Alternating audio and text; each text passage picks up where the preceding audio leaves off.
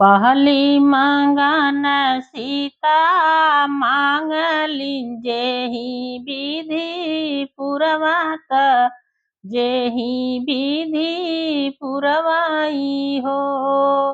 पहली मंगन सीता मांगलिन जेहि विधि पुरवात जेहि विधि पुरवाई हो।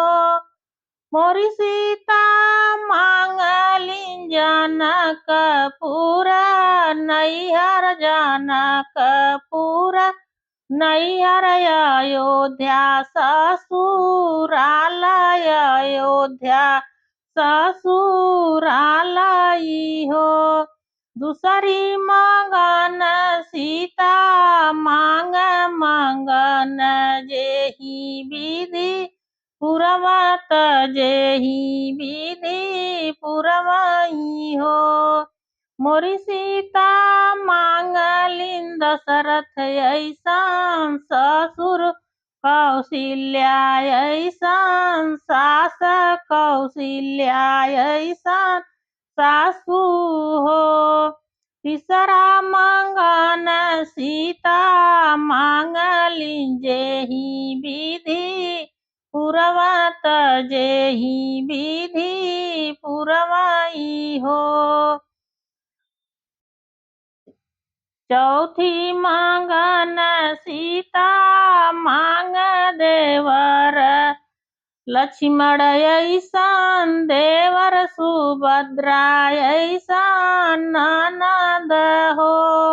चौथी मंगन सीता मांगलिन जेहि विधि पुरवात जेहि विधि पुरवाई हो।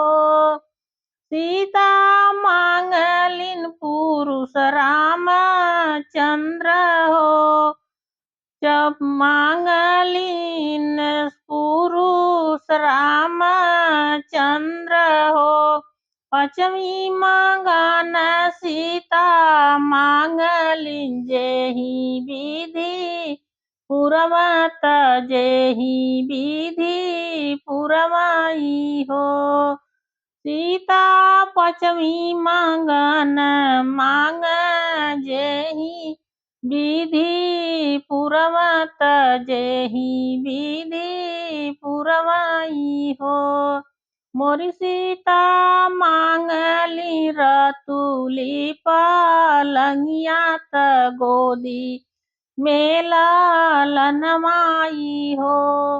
मोरी सीता मांगली रतुली पलंगियात गोदी में लालनवाई हो।